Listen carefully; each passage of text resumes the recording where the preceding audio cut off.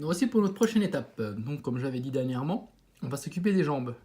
Le but de l'opération, c'est de pouvoir monter cette pièce et celle-ci, tout en pouvant supprimer la ligne de jonction ici présente. Donc, bien évidemment, le style de connexion fait que il n'y a pas vraiment d'option. Et du coup, je vais un petit peu vous expliquer mon cheminement pour y être arrivé. Donc là, j'ai déjà les pièces que j'ai déjà modifiées. Vous allez voir qu'on peut la mettre assez facilement. On entendra un clic, normalement. Voilà, la pièce est en place. Du coup, là, on l'aurait pu coller assez aisément et simplement pouvoir la démonter. Voilà, en deux parties. Alors, donc, première chose que j'avais essayé, c'est de me dire, est-ce que je peux passer la pièce comme ça? Donc, vraisemblablement pas. Donc, je me suis dit que le problème venait de cet élément qui était ici. Donc, première chose que j'ai fait, c'est d'avoir enlevé ce point de fixation là. Je l'ai fait à l'aide d'une fraiseuse. Vous pouvez le faire au cutter et à la lime, ça fonctionne aussi très bien. Ensuite, j'avais pris ma pièce, j'avais essayé, j'ai dit ah c'est cool, mais malheureusement ça va pas plus loin. Qu'est-ce qui bloque? J'ai constaté que ce petit élément là venait buter sur la partie intérieure. Donc je me suis dit, bon bah de toute façon la pièce montée, rien ne se voit. Chose que j'ai fait, j'ai complètement limé tout cet élément là. Donc là. Et du coup je vois que la pièce descend jusqu'à là, on est sur la bonne route. Cependant, elle descendait pas plus bas. Pourquoi? Car en fait ici on a un angle. On a cet angle ici qui venait buter encore sur la partie intérieure. Donc à l'aide d'un cutter, ce que j'ai fait, c'est que j'ai décidé de enlever petit bout par petit bout l'angle. Donc là vous y allez, vous enlevez un petit bout, vous testez, vous enlevez un petit bout, vous testez, vous enlevez un petit bout, vous testez. Et jusqu'à arriver au point où j'avais enlevé tout ça, j'ai testé et la pièce allait jusqu'au bout. Et là j'étais là, yes, content, ça marche. Et là, là si vous voyez bien, si je la mets complètement jusqu'au bout, voilà, il suffirait de mettre le pied et tout ce qu'on a découpé, on n'y verrait rien. Donc en soi, pas un problème. Sauf qu'après, il faut faire en sorte que, oui, hein, les pièces, la pièce doit quand même venir se greffer dans les petits trous ici présents pour que ça tienne. Alors à partir de là, c'est en tout cas c'est classique, hein. C'est simple, je veux dire. J'ai simplement fait un U sur les fixations, comme vous pouvez constater. Enlevez peut-être pas autant dès le début, hein. Enlevez-y tout petit bout par petit bout et vous testez en fait. Savoir que j'ai fait pareil sur les deux pièces. Donc après avoir enlevé un petit bout, un petit bout, un petit bout, puis j'ai testé à mesure, jusqu'à un moment où je vois que la pièce clippait correctement et elle tenait. Si toutefois vous avez peur que plus tard, après le kit soit complètement terminé, que vous ayez dit ah oui mais ça va peut-être bouger, ça va peut-être partir, on va dire oui que des fois j'ai même du mal à l'enlever, rien ne vous empêche juste à la fin d'y mettre un point de colle ici et un point de colle là à l'aide d'un cure-dent, même si je pense de partie intérieure c'est plus facile. Depuis l'intérieur ça reste quand même plus simple je trouve à caler et après ça se cale facilement, hein. Après vous y mettez la pièce, la colle va tenir, la pièce ne bougerait pas. Alors maintenant que tout est collé, on peut voir que la ligne de jonction a relativement bien disparu. Normalement, une fois que tout cela sera peint, ça ne saurait plus se voir. J'ai déjà fait quelques petites modifications qui vous seront introduites sur la prochaine vidéo. Pour cela, on va déjà voir que hop là, on peut démonter les pièces sans aucun problème. Donc du coup, avec la modification qu'on avait fait un petit peu plus tôt, et la remettre, voilà, sans aucune difficulté. Ce qui maintenant nous permet de peindre les pièces indépendamment l'une de l'autre. Alors cette fois-ci, on va parler de ce qu'on appelle les IQ parts ou les custom parts, des choses comme ceci. Alors, c'est représenté sous forme de petits sachets comme ça.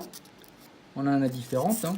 On a des thruster bells, des mono-eye, des sorties de ventilation ou même pour des embouts de canon. Alors à quoi ça sert ce genre de choses? Ça permet simplement d'embellir vos kits. Par exemple, là typiquement j'ai déjà fait un petit peu un début pour le backpack. Donc on peut voir que on a la pièce d'origine, plus le thruster bell modifié. Celui-ci, bon, en temps ça se voit. Plus la petite bague présente ici. Donc voilà, c'est des choses qui sont assez simples à faire, hein, ce qui permet d'embellir largement son kit. Hein. Ah, ça c'est un truc qui est tombé. Donc, comment je vais procéder pour mettre ça? Simplement, j'ai percé un trou un peu plus grand, et j'ai mis la bague. Donc, pour ce cas présent. Pour le thruster bell, ici présent, alors j'ai simplement enlevé le thruster normal, s'il vous plaît. Voilà. J'ai coupé l'embout, j'ai percé dans la petite boule en plastique, ici présent, dans laquelle je suis venu coller le nouveau thruster bell. Voilà. C'est tout petit, hein.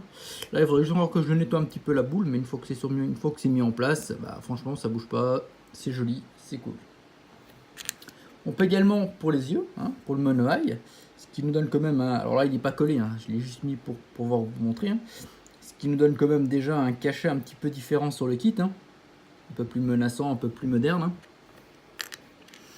Et également les petites sorties de ventilation, comme vous avez pu déjà voir, j'avais déjà un petit peu modifié au préalable. Vous avez pu voir dans la vidéo des jambes. Voilà. Tout ceci après est collé à la fin, hein, une fois que tout est fini.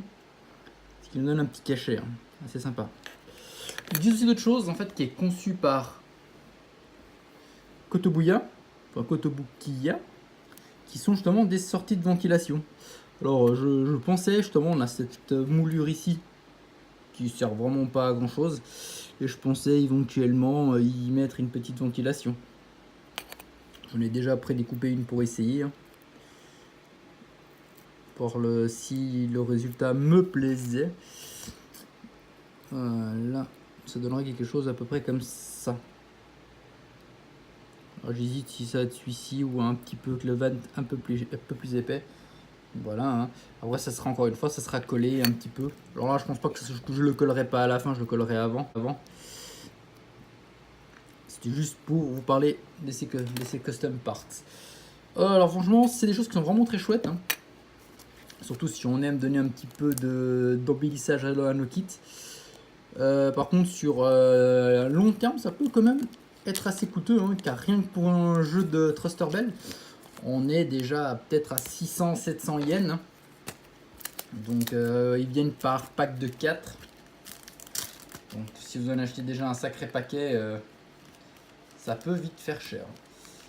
Mais je trouve que même sans pour autant peindre complètement les kits, je veux dire rien que pour la tête, pas besoin de le peindre, hein. Vous mettez juste la pièce, vous la collez et vous avez un air beaucoup plus menaçant, beaucoup plus cool. Rien que pour l'arrière aussi. Vous voyez, ça fait déjà, après avec un petit vernis je pense mat, ça peut complètement faire le taf. Je vais faire également de même pour les viseurs du Rocket et du Sniper. Le bémol, c'est que c'est arrondi sur l'embout. Du coup, ça ressort énormément. Et malheureusement, il me faut un forêt de 4 mm pour pouvoir aplanir ça. Quelque chose que je n'ai pas. Mais rien de bien compliqué. Je vais juste simplement faire un trou à l'intérieur pour que la lentille se mette un peu plus bas. C'est des choses comme ceci. Hein. Il suffit juste après de la coller ici. Hein. Et ça nous donnerait ça. Le bémol, c'est que comme il y a un arrondi, plus arrondi, ça ressort beaucoup et c'est pas joli. Et j'ai pas un forêt assez.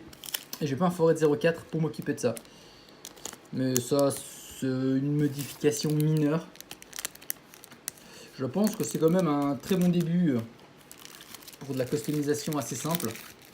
Franchement, c'est pas très compliqué à faire. Et, et ça donne vraiment un sacré bon cachet à vos kits. Hein.